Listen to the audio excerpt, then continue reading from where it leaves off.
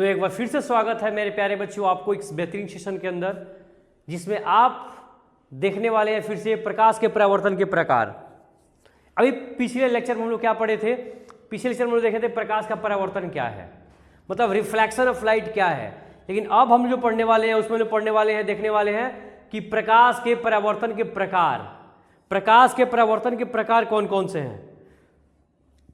तो हम लोग स्टार्ट करते हैं बिना समय लिए हुए, देखते हैं प्रकाश के परावर्तन के प्रकार। जबरदस्त तरीके से इसको भी देखेंगे, पढ़ेंगे, तो बने रहिएगा पूरी तरीके से हमारे साथ और देखते रहिए एक जबरदस्त टॉपिक जिसमें हम लोग देखने वाले हैं प्रकाश का परावर्तन। चलिए समझिए, सॉरी, प्रकाश के परावर्तन के प्रकार। मैंने क्या बताया कि प्रकाश जो है, प्रकाश का परावर्तन हम लोग देख चुके हैं। प्रकाश का परावर्तन हम लोग क्या कर चुके हैं? देख चुके हैं। अब हम जो देखने वाले हो क्या है? प्रकाश के परावर्तन, प्रकाश का परावर्तन। आप ध्यान समझना कि प्रकाश का बाबू जो परावर्तन होता है, प्रकाश का परिवर्तन दो तरीके से होता है। कितने तरीके से होगा? ये दो तरीके से होगा। कौन कौन? समझो। एक होता है रेगुलर परावर्तन, ठीक है ना। एक क्या होता है? रेगुलर रिफ्लेक्शन जिसको बोलते हैं। 1 मिनट, क्या बोलते हैं इसको? रेगुलर रिफ्लेक्शन बोलते हैं।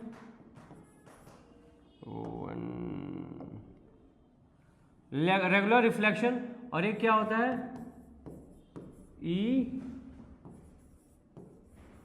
इरेगुलर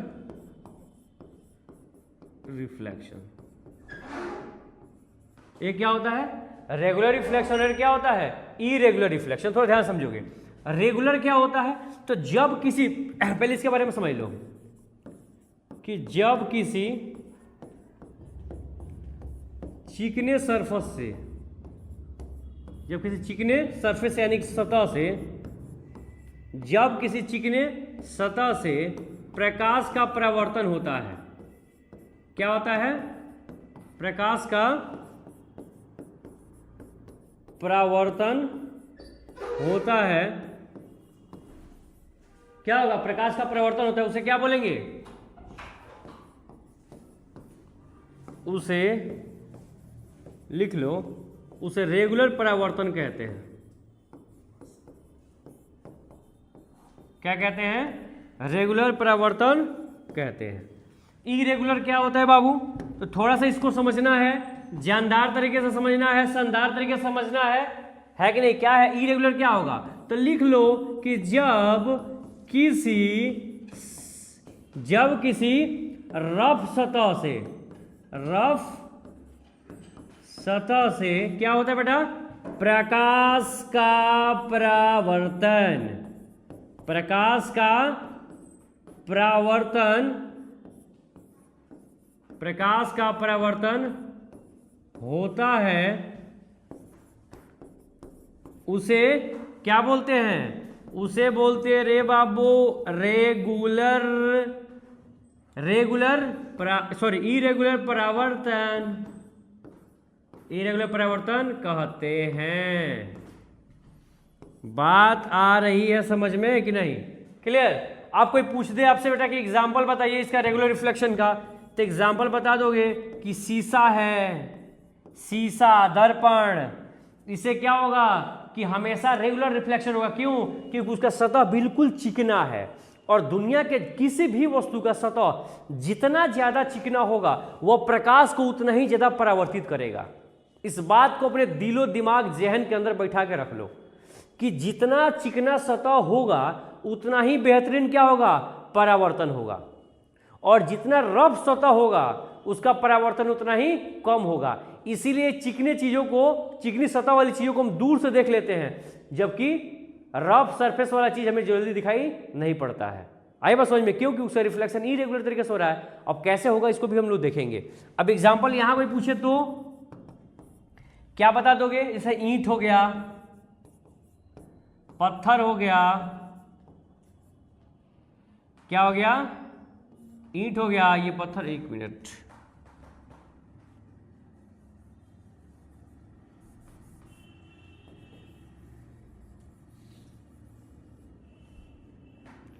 क्या हो गया, ईंट हो गया,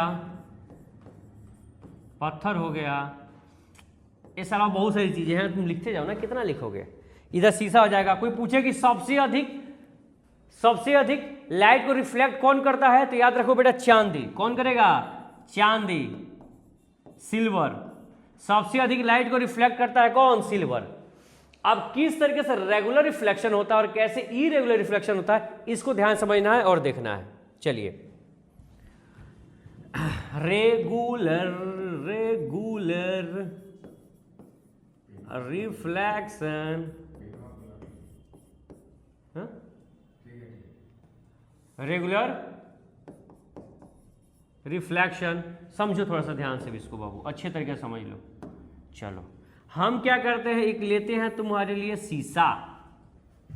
अब थोड़ा सा बाहर आ जाओ तुम लोग अपनी निशा से। ये क्या है, ये है तुम्हारे सामने शीशा। आए बस समझ में। अब क्या होगा कि इसका पूरा सतह चिकना है। सतह क्या है, पूरा चिकना है, स्मूथ है। अब यहां पे जो लाइट आएगी, वो लाइट क्या हो गया, इधर जाएगी। यहां से जो आएगी ऐसे, ये भी क्या होगा, इधर जाएगा।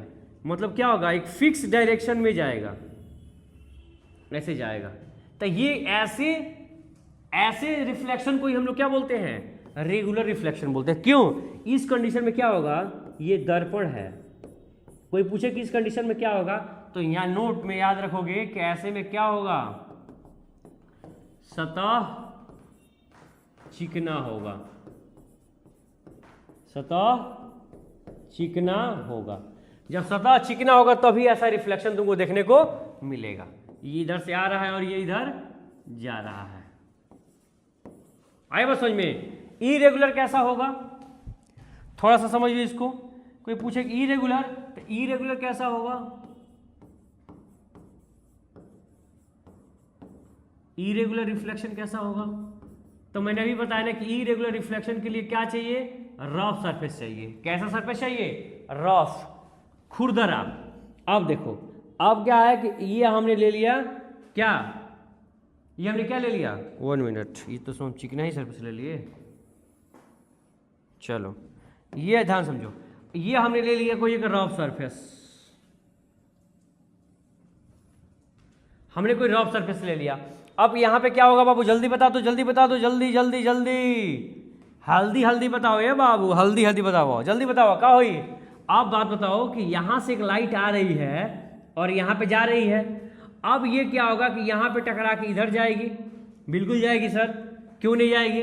लेकिन जो यहां पे आके टकराएगी वो क्या होगा, वो इधर भी जा सकती है।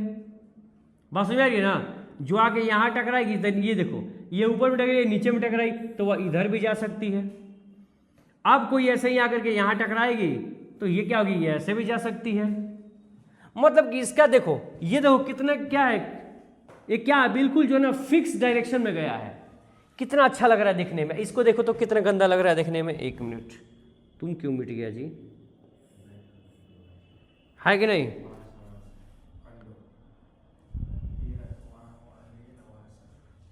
अच्छा, हाँ हो गया, 1 मिनट, थैंक यू सर, है कि नहीं। ध्यान दो, ये क्या हुआ, क्लियर। अब समझो, अब क्या होता है कि ये कैसा है, इरेगुलर है। इसमें क्या होगा, परावर्तित किरण किसी भी दिशा में जा सकती है। यहां क्या होगी, परावर्तित किरण हमेशा एक फिक्स दिशा में जाएगी, एक नियत दिशा में जाएगी, जबकि यहां वो किसी भी दिशा में जा सकती है। तो कंक्लूजन क्या निकला, तो पहला पॉइंट लिख लोगे इसके अंदर, क्या, इसमें परावर्तित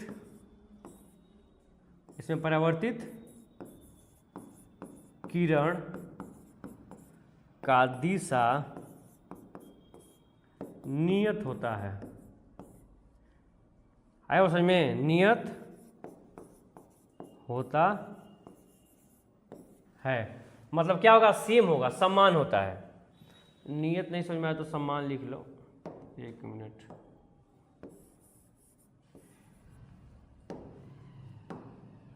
दिशा क्या होगी, समान होगी। इधर क्या होगा, इसमें क्या लिख लोगे कि इसमें परावर्तित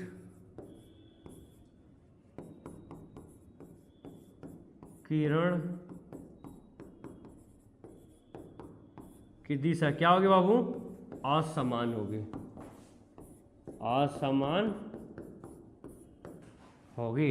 कोई डाउट है यहाँ तक? तो इरेगुलर रिफ्लेक्शन और इरेगुलर समझ में आ गया।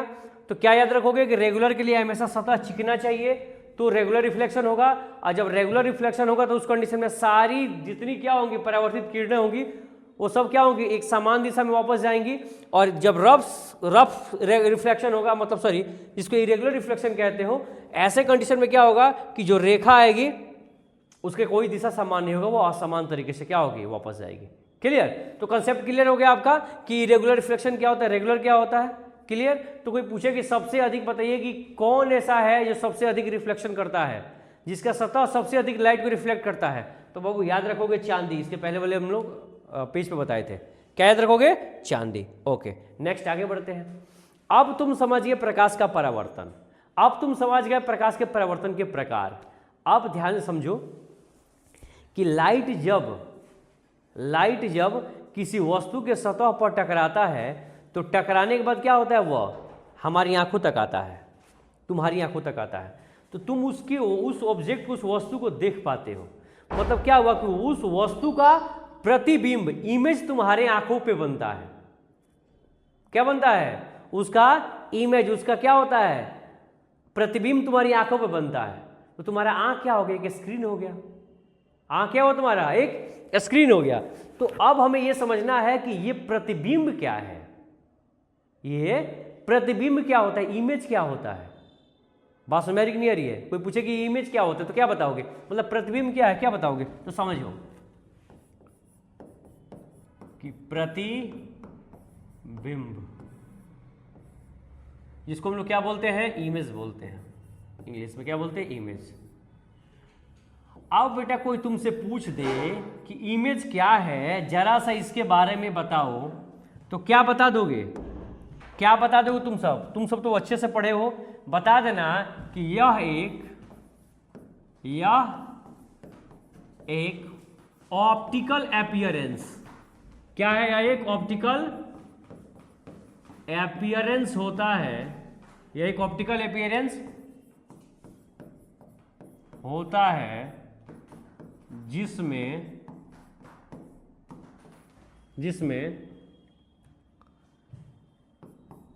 किरणें वस्तु के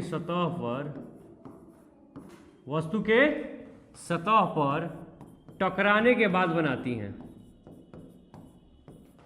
टकराने के बाद क्या होती हैं? बनाती हैं।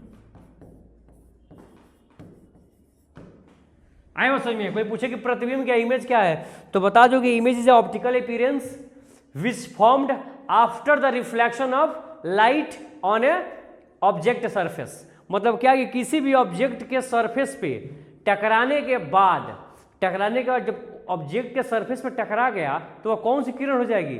परावर्तित किरण। बहुत बढ़िया, बहुत अच्छे तरीके से समझे हो कि परावर्तित किरण क्या होगा कि परावर्तित किरणों के मिलने के बाद जो चीज बनेगा उसी का नाम इमेज है। आपतित किरण नहीं। आपतित किरण मतलब आने वाली किरण, वो कभी भी इमेज नहीं बनाती है। इमेज परावर्तित किरण बनाती है। जब तक वो लाइट, जब तक वो क्या होगा, किरण जाके किसी वस्तु पर टकराएगी नहीं और टकरा के जब वो किसी पॉइंट पर मिलेगी नहीं, तब तक उस वस्तु का प्रतिबिंब, उस वस्तु का इमेज नहीं बनेगा। क्लियर? तो कोई पूछे तो बता दोगे ना कि यह क्या होता है? इमेज एक ऑप्टिकल अपीयरेंस होता है जिसमें किरणें वस्तु के सतह पर टकराने के बाद बनती है। क्या करती हैं? वस्तु के सतह पर टकराने के बाद बनाती हैं। तो जिसको बना रही है वो क्या है? इमेज है। अब समझो, अब देखोगे तो बेटा ये इमेज दो तरीके का होता है। एक होता है तुम्हारा रियल इमेज। क्या होता है? एक रियल इमेज और एक होता है तुम्हारा वर्चुअल इमेज। क्या होता है? एक वर्चुअल इमेज। चलो समझो रियल क्या होता है। वन मिनट, ऐसे रियल, इसको हिंदी में लिख ले। Okay okay okay okay okay dear, ध्यान सुनिए। रियल को क्या बोलते हैं बेटा? इसको बोलते हैं इंग्लिश में वास्तविक। वास्तविक प्रतिबिंब, बिंब, वास्तविक प्रतिबिंब। वर्चुअल को बोलते हैं क्या? काल्पनिक, काल्पनिक प्रतिबिंब, प्रतिबिंब। चलो खत्म कंफ्यूजन, कोई डाउट नहीं है। रियल को हिंदी में वास्तविक, वर्चुअल को इंग्लिश हिंदी में प्रतिबिंब सॉरी काल्पनिक। आप थोड़ा सा समझ लो क्या है। देखो वास्तविक प्रतिबिंब क्या होता है, ध्यान समझो। तो वैसे प्रतिबिंब, वैसे प्रतिबिंब जो स्क्रीन पर, जो स्क्रीन पर दर्शाए जा सकते हो उन्हें वास्तविक, वास्तविक प्रतिबिंब कहा जाता है ना? क्या कहा जाता है ने बच्चों? वास्तविक प्रतिबिंब कहा जाता है। क्लियर? कोई डाउट यहाँ तक? समझ में आ गया? अब तुम्हारे दिमाग में एक बात आ रहा होगा, वो बात आएगा, जरूर आएगा कि सर स्क्रीन का बात कहाँ से आ गया, स्क्रीन क्या होता है और इसको स्क्रीन पर दर्शाने का मतलब क्या होता है। तो 2 मिनट करोगे इंतजार, नहीं करो ज़्यादा अत्याचार, थोड़ा सा रखो सदाचार, हम बताएंगे इसका उपचार। देखो इधर कैसे। काल्पनिक प्रतिबिंब, काल्पनिक प्रतिबिंब क्या होता है? तो वैसे, ऐसे, ऐसा, तूने जादू डाला रे, है कि नहीं? क्या वैसे प्रतिबिंब क्या होगा बाबू? वैसे प्रतिबिंब जिनको, जिनको, जिनको इधर आए ना, जिनको स्क्रीन पर नहीं उतारा या दर्शाया, उतारा जा सकता है, उसे काल्पनिक प्रतिबिंब आहो आहो कहा जाता है रे बच्चा, कहा जाता है कि नहीं? आप समझो बेटा स्क्रीन का मतलब क्या हुआ और इस रियल और काल्पनिक प्रतिबिंब का रियल मतलब क्या हुआ। हाँ चलो बताएं, समझो। तुम लोग देखा होगा बहुत बार, खास करके बहुत से लड़कियां जो हैं, ये सब क्या होती है, शीशा के सामने बैठ के मेकअप करती हैं। करती हो ना सब, शीशा के सामने बैठ के। तो मेकअप करने के बाद जैसे तुम वहाँ से उठ करके चली जाती हो, तो क्या तुम्हारा जो इमेज है, जो प्रतिबिंब है, उस मिरर में फिक्स हो जाता है क्या, रह जाता है क्या? कि तुम अभी जाकर घर में बर्तन धो रही हो, कोई आए तो देख ले उस शीशा में कि हाँ तुम कितना देर मेकअप की हो, कैसे कैसे मेकअप की हो। कोई देख पाता है? नहीं देख पाता है। मतलब जैसे ही तुम वहाँ से उठ करके यहाँ से क्या हुआ, बाहर निकल गई, चली गई वहाँ से, तुम्हारा इमेज हो गया खत्म। वो इमेज क्या है? काल्पनिक है। वो क्या है? काल्पनिक है। बात समझ में आ रही कि नहीं आ रही है? वैसे इमेज को क्या बोलते हैं? काल्पनिक इमेज कहते हैं। मतलब कि वो जो स्क्रीन है, स्क्रीन का मतलब कि जो आपका दर्पण था, शीशा था, उस शीशे पे आपके हट जाने के बाद आपका प्रतिबिंब बचता नहीं है, इमेज नहीं बचता है, वो आपके साथ ही चला जाता है। वैसे इमेज को हम काल्पनिक कहते हैं। लेकिन अभी ये क्या है? ये क्या है? रियल इमेज क्या होता है? तो जो इमेज किसी स्क्रीन पे ऑब्टेन कर जाए, क्या हो जाए? ऑब्टेन कर जाए। एक मिनट थोड़ा सा मोबाइल लीजिएगा सर। क्या जो कर जाए, जैसे एग्जाम्पल के तौर पे समझो कि ये मेरा मोबाइल में फिगर दिख रहा है। क्या मोबाइल में तो हम चुपचाप खड़े हैं, लेकिन अभी हम चुपचाप खड़े हैं क्या? अभी हम क्या कर रहे हैं? अभी हम आपको पढ़ा रहे हैं। लेकिन मेरा एक इमेज कभी क्या हुआ था, फोटो क्लिक हुआ था और फोटो मेरे मोबाइल में क्या है, रखा हुआ है। अब कोई भी आएगा तो उस फोटो को देख के बता सकता है कि हाँ हम किस दिन मॉल में गए थे, कहाँ का फोटो है। बात समझ नहीं रही है? तो वैसे इमेज क्या है? रियल है, वास्तविक है। तो उसको स्क्रीन पर ऑब्टेन किया जा सकता है। आपने मूवी देखा होगा, जब तुम मूवी में देखते हो कि हीरो विलन को ले ठुम ठुम ठुम पूरा पीट रहा है या नहीं है? या तुम देखो कि हीरो जो है ना हीरोइन को लेकर भाग गया, मूवी में लेकर भाग गया। तो जिस टाइम तुम मूवी में देख रहे हो कि हीरो हीरोइन को लेकर भाग गया है, उस समय हीरोइन अपने घर सो रही होगी, हीरो अपने घर सो रहा होगा, अब तुम जा करके उसका मूवी देख रहे हो। तो ऐसे इमेज क्या है, वास्तविक है, क्योंकि वो जब ऐसा हुआ था उसको कैप्चर कर लिया गया था और इसी चीज को तुम देख रहे हो। तो जिस इमेज को, जिस प्रतिबिंब को हम स्क्रीन पे ऑब्टेन कर सकते हैं, दर्शा सकते हैं, रख सकते हैं कि हम इसको बाद में भी देख ले, वैसे सारी इमेज, सारे प्रतिबिंब रियल होते हैं। और जो जब हम वहां पे हैं तभी दिखाई दे, जैसे ही वहां से हटे हमारे साथ ही वो प्रतिबिंब चला जाए, वो क्या बन जाता है, क्या बन जाता है, काल्पनिक। क्या बन जाएगा, काल्पनिक। और हमेशा इसलिए कहा जाता है कि believe in reality not in imagination. Clear? चलो बहुत बढ़िया बात है। तो यहां तक किसी को डाउट है, समझ में आया है या नहीं आया है? ये पूरा टॉपिक क्लियर हो गया। तो हमने समझ गया प्रकाश के परावर्तन के प्रकार, इसके बाद हम समझ गए प्रतिबिंब। प्रतिबिंब कितने तरीके के होते हैं भी समझ गए कि प्रतिबिंब होते हैं दो तरीके। कौन कौन? एक दो तीन वास्तविक प्रतिबिंब, 1 2 3 और काल्पनिक प्रतिबिंब। समझ में आ गया? क्लियर हो गया कि नहीं हुआ? अब हम लोग देखने वाले हैं दर्पण। ओ दर्पण, दर्पण। तो दर्पण हम लोग अभी नहीं देखेंगे, दर्पण हम देखेंगे बेटा नेक्स्ट वीडियो के अंदर, नेक्स्ट पार्ट में, जहां हम बताएंगे कि दर्पण क्या होता है, दर्पण कितने प्रकार का होता है, जहां हम पढ़ेंगे उत्तल दर्पण, अवतल दर्पण क्या होता है।